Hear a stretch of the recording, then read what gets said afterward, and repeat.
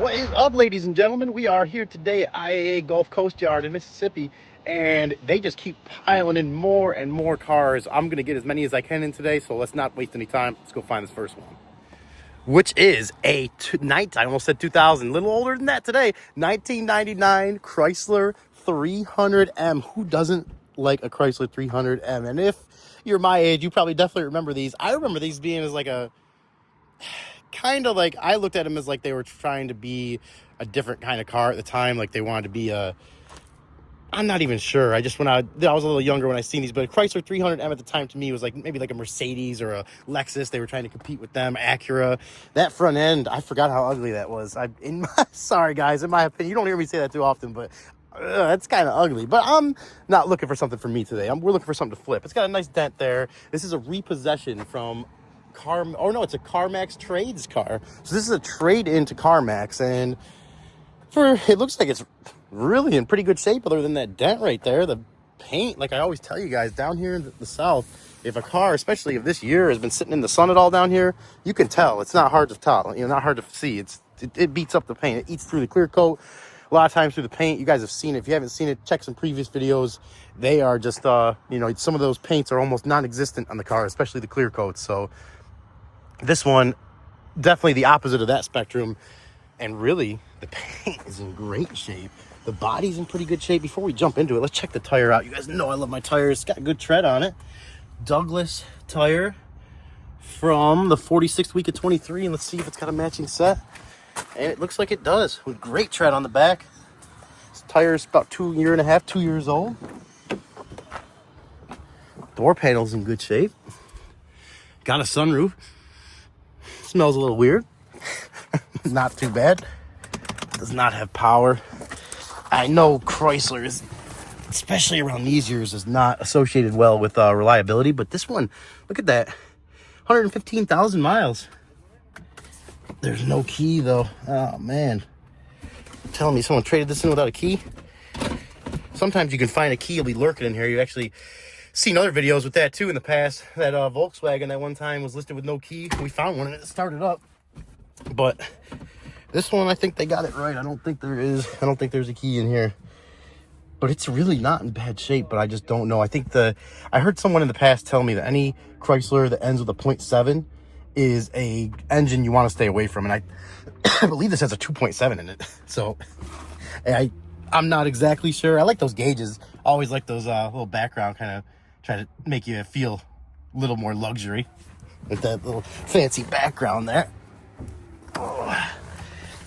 Let's check this engine out. We're not going to be able to start this one, but maybe we can at least get an idea of what's going on here too. Louisiana, some kind of Louisiana permit thing there. And there's the CarMax sticker. I wonder if you could call CarMax to get any information on the car like this.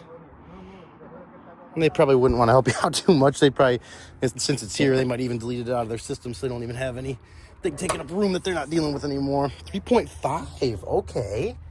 3.5, okay, so maybe, I don't like this though. Missing the fuse cover there. Maybe it was just to jumpstart the car, but it looks a little bit of surface rust there, and a little bit of surface corrosion there. Maybe near the water, near the ocean. We get marked coil packs, which is good. Someone was paying attention to that. Let's see what the oil looks like. Oil looks great. Really good. I would assume this thing has less than 120,000 miles on it. Which, for 3.5 liter high output, is that a lot? I don't know. You tell me. Someone out there that knows more, please tell me, because I don't know. Let's see what that transmission fluid looks like. She don't look too bad. Smells good. It looks like maybe like a little over halfway to a service. So not too bad at all. Not too bad at all. And where did this thing come from? Right there. I was looking straight down. There it is. Let's check the coolant. I definitely want to check everything on this one, because this one's got me a little perked to try to throw some bids at it. You guys tell me what you think. I always appreciate your opinions, but this one right now is talking to me, and it's telling me it's worth a few $100, maybe $300-$400 bid, just to see what's going on. And I have to see if it's listed as a runs first too. That's pretty crazy. That's riveted on there. Is that from the factory like that? It must be. That's pretty crazy.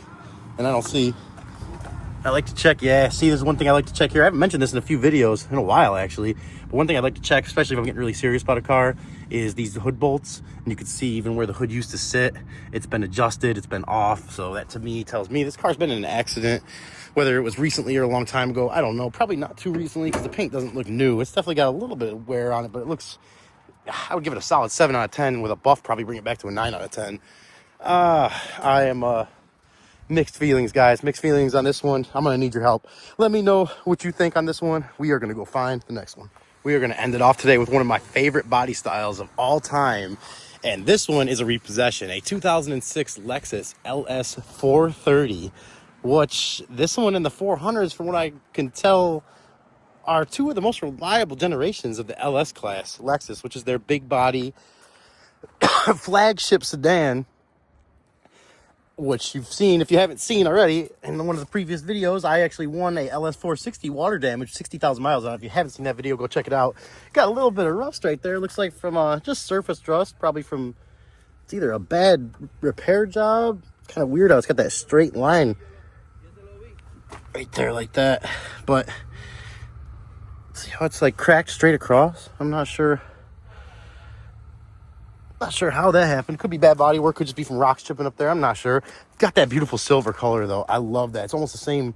It may be the same color as the 2010 460 I have. I'm sure they changed it a little between this body style and that, but very similar, very similar. And I just can't say it enough. I love this big body car. It's got the factory chrome LS wheels. I don't know if that's factory. If anybody tell me if that's factory, it's awesome. I'll have to look that up. That's pretty cool. If these are factory too, I'm assuming that it's a little bit higher up package, because they did, even these were their high-end car, but like any car, there's extra options and packages you can get with them. Pretty big brakes in there. I'm not sure what these are for horsepower. I know the 460 is 385. I think these were maybe around 350. Tire has decent tread, but like I said, it is a repo, so you never know what you're going to find with the repos. But so far, not too mad at it. Definitely in the radar to bid on right now. I hate when people do this, turn the mat over. I don't know why that happens, but seat is pretty tore up on the back there. Steering wheel is pretty tore up. Ooh, and we got I didn't know the mileage on this one, but as you can see, here's a perfect example of finding out a roundabout mileage when you can't tell from the car because it's obviously off and completely dead.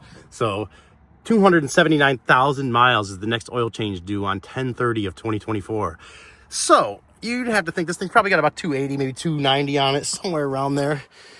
And for 300,000 mile Lexus, she's not too bad. Actually pretty clean. Actually, it even has an owner's manual. Get out. Get out. Some of these cars 5 years old, they don't have owner's manuals. Like the people, if they get into an accident or something, especially repo, they just take them with them for some reason.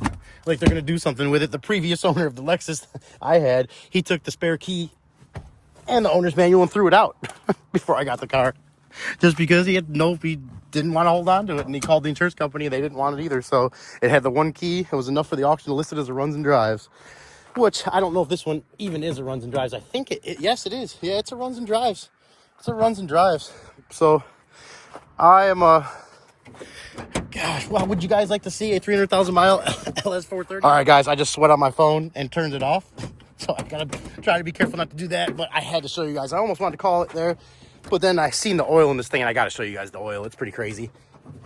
Pretty crazy. And I got no hood struts at all holding this up, so I got to just kind of throw it over here and then show you guys. Look at that. These engines I know can be, I've heard about these things going 500,000 miles, 600,000 miles, more. I am not that scared about bidding on a 300,000 mile one, especially the oil. Look at how clean. I mean, let's look at it again. It's so clean. It's right where it's supposed to be.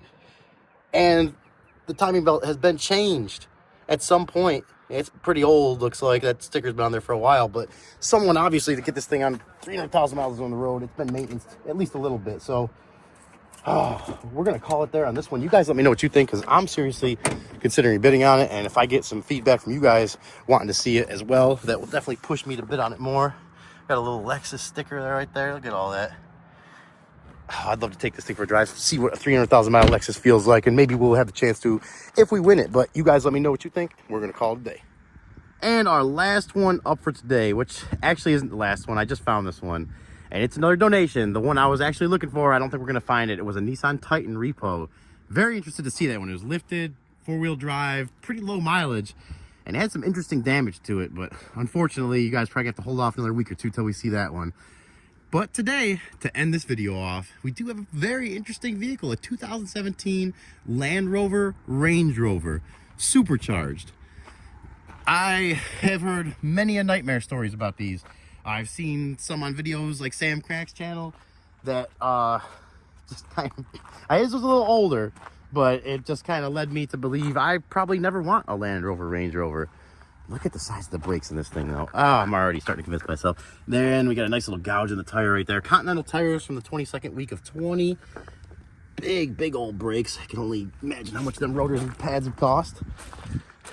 Nice color. It's kind of like the same color as my 91 300ZX twin turbo, which stay tuned for that. Definitely have a lot of videos coming up on that in the channel. I've owned that car since I was 19, about 100 years ago. So I've had that car forever and have a lot of videos coming up on that one. And it is hard to find. This is a donation car, if I didn't mention it. Hard to find any damage on the exterior. The paint looks like it's in great shape.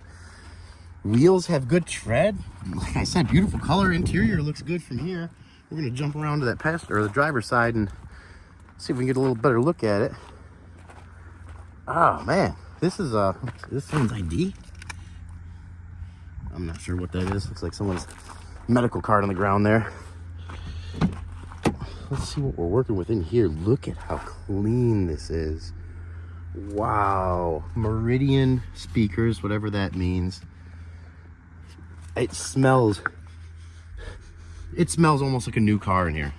It smells almost like a new car. And we're talking a 2017, coming up on 2025 now. You're almost an 8-year-old car. It's just, that is crazy. It's got power too, 57,000 miles. What is up with this? This may turn into the favorite one of the day right here. Oh, look at this steering wheel. Everything, it just seems very expensive. I feel like I don't even want to be sitting in here because I feel like I'm getting it dirty right now. It smells so clean. There's an oil change sticker. You guys know I love to see those. What kind of oil change did they do? Next service due at 69,000 miles. It's got 57 on it right now. They got a 12,000 mile oil change, I guess. Synthetic 0W20. I wouldn't trust an oil for that long, but I guess there are oils that can potentially, they say, go for that long. Let's see if it'll start. Is it this little button here? What is it? I don't know what's going on. Okay, the steering wheel's moving. Oh, here we go. Push to start. Oh yeah, started right up. Right up. No lights on, of course not. Let's give it a little rev. Ooh, we hear that little backfire there too. Very, very nice. Very nice. Oh gosh, guys, I am getting myself really excited right now.